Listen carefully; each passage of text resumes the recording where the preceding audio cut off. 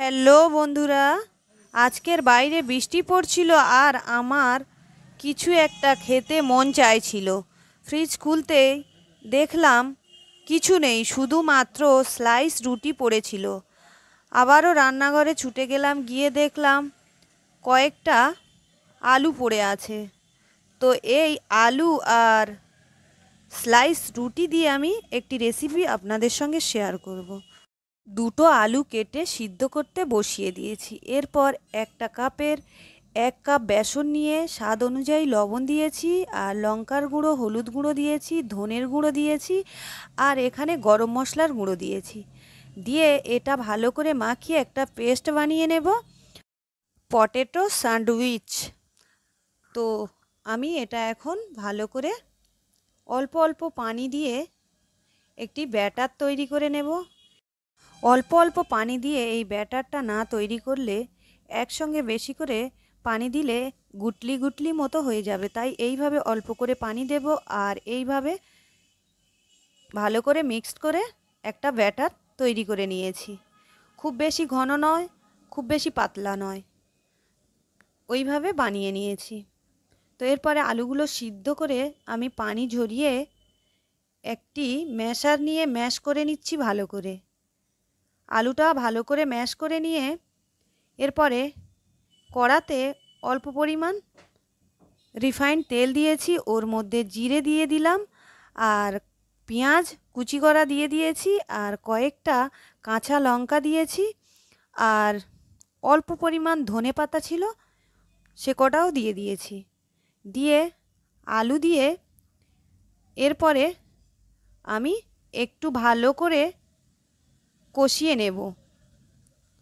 আলুটা যখন কষানো হয়ে যাবে এর মধ্যে আমি কয়েকটা মশলা যোগ করে দেব।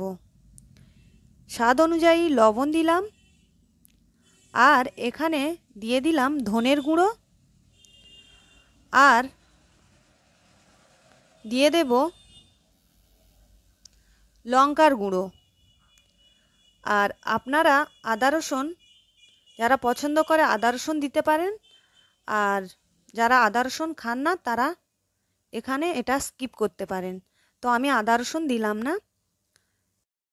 আপনারা যদি আদা রসুন দিতে চান তাহলে যখন পেঁয়াজটা ভাজবেন ওর সঙ্গে আদা রসুন দেবেন, না হলে আদা রসুনের গন্ধ থাকবে এই সময় দিলে।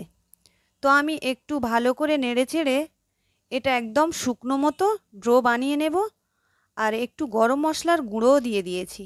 দিয়ে আমি একটা সুন্দর ড্রো বানিয়ে নিয়েছি।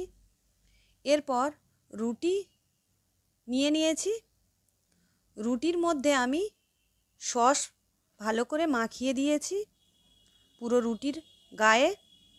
এরপর উপর থেকে আমি ওই আলু সিদ্ধর পুরটা দিয়ে দিলাম, ভালো করে দিয়ে চামচ দিয়ে পুরো ছড়িয়ে দিলাম। দিয়ে উপর থেকে একটা রুটি দিয়ে দিলাম, দিয়ে একটি ছুরি নিয়ে আমি এইভাবে কেটে নেব।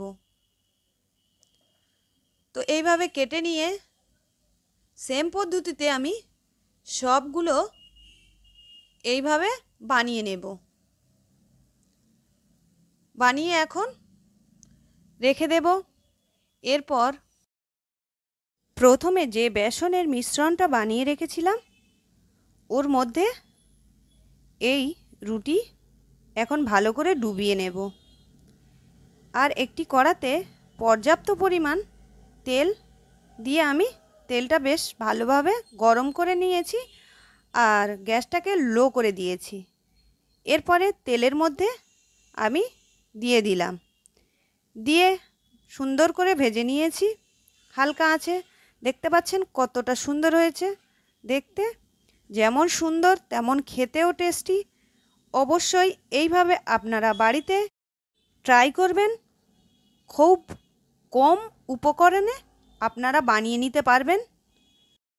আমার ভিডিও ভালো লাগলে লাইক, কমেন্ট, শেয়ার, সাবস্ক্রাইব করতে ভুলবেন না। আজকের এই পর্যন্ত। আল্লাহ হাফেজ।